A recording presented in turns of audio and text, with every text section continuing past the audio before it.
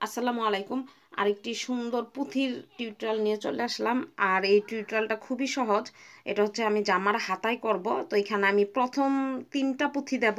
3টা পুঁথি দেওয়ার পরে আমি প্রথম যে পুঁথিটা এই পুঁথির ভিতর দিয়ে সুতাটা নেব। নেওয়ার পরে তারপরে আমি দেব 2টা পুঁথি। 2টা পুঁথির পরে আমি আবার ভিতর দিয়ে সুতাটা ইন করাবো।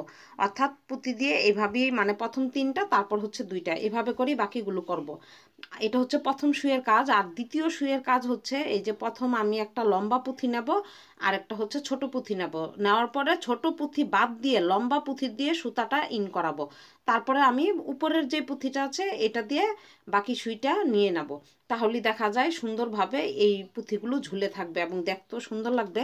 আপনারা ভিডিওটা খুব ভালোভাবে দেখলে বুঝতে পারবেন যে পুঁথিগুলো কিভাবে লাগানো হচ্ছে।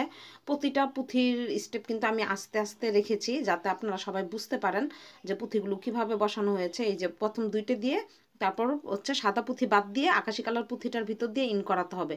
তারপরে উপরে যে পুঁথিটা আছে সেটার ভিতর দিয়ে সুইটা নিতে হবে। এভাবেই কিন্তু পুরো লেসটা তৈরি হয়ে যাবে। একদম সহজ, আপনারা চাইলেই পারবেন।